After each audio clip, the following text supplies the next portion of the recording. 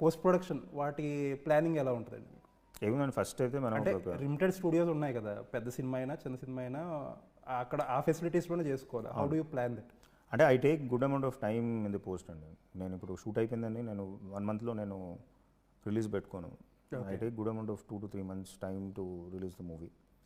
So first మనకు కావాల్సింది ఏంటంటే ఒక లీజర్ కట్, ఒక ఆర్డర్ అరేంజ్ చేసుకొని అది చేసుకొని అసలు ఏంటి అనేది రన్ త్రూ చేసుకుంటూ you have to cut it down to level.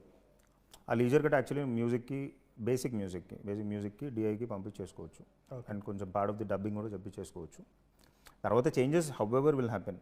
Music ఏంటి అని అంటే అట్లీస్ట్ సీన్స్కి నేను ఈ కైండ్ ఆఫ్ అరేంజ్మెంట్స్, ఈ కైండ్ ఆఫ్ మ్యూజిక్ కూడా like I don't need the length, but at least I want to understand that ఈ సీన్కి నేను ఈ టైప్ ఆఫ్ మ్యూజిక్ అనుకుంటున్నాను అనేది డిస్కషన్ స్టార్ట్ అయిపోతాయి. ఓకే. సో నేను మొత్తం ఎడిట్ లాక్ చేసి నీకు ఇచ్చిన తర్వాత అప్పుడు మ్యూజిక్ స్టార్ట్ చేస్తే కుదరదు.